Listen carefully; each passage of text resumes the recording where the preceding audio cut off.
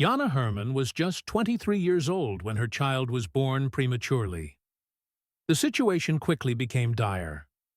Complications worsened, and soon the mother was clinically dead. Jana recalls the moment with an unusual clarity, as if she was watching herself from above. "I saw myself lying there, and I wasn't just watching. Somehow I was there and not there at the same time. I was observing from a height of about 6 meters, seeing the landscape below and the heavenly clouds above."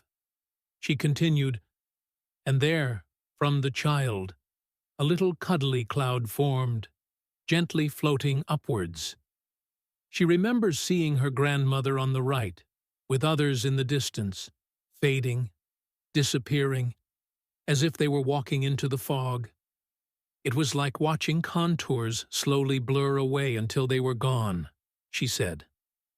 The next day, Jana woke up to an empty belly. She was told the child had died physically. Though Jana recovered, the trauma of the experience stayed with her for years. For 2 decades, she repressed it. She didn't talk about it. It wasn't until therapy, alongside her painting, that she began to heal. "Each time I painted, a piece of the trauma was released. It was as if every stroke brought healing, helping me release the pain, piece by piece," Jana shared. She soon realized that her art was not just healing for her. It had an effect on others, too. People would come, look at my paintings, and some would start to cry. It was like they were able to express what they couldn't say with words. Jana learned to paint in the Czech Republic, her childhood home. Talking about her near-death experience was difficult, especially because so many people couldn't relate. "That's why I was so grateful when I found the self-help group in Munich, Nat. It was in 2012. For the first time, I met people who had experienced what I had. I could finally talk about it with like-minded people." After her therapy, Jana met her husband, who, until then, had never heard of near-death experiences. But his acceptance was unwavering. "For me, it was never a question," he said. "I didn't have any doubts. I believed her. It was clear to me."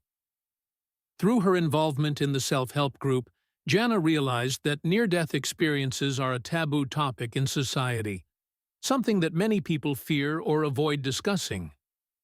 But in that safe circle, we could share our experiences freely. Jana learned that nearly 4 to 11% of people, over 3 million in Germany alone, have experienced a near-death event, either consciously or unconsciously. There are so many different experiences, but they share certain similarities, like tunnels or meetings with deceased relatives. Yet no two are the same. Some people wonder if these experiences are positive or negative. For Jana, even though she lost her daughter, the feelings she had during her experience were positive. The feeling of peace, of love, that I had, despite the loss, it was overwhelmingly positive. A near-death experience, Jana says, can change a person in many ways. But one thing is certain for everyone who has gone through it: death is no longer something to fear. Yes, she adds, dying itself may still be difficult to face, but no one who has had a near-death experience fears their own death anymore. Jana's story is a powerful reminder that through pain and loss, there can be healing, understanding, and a profound change in how we see life and death.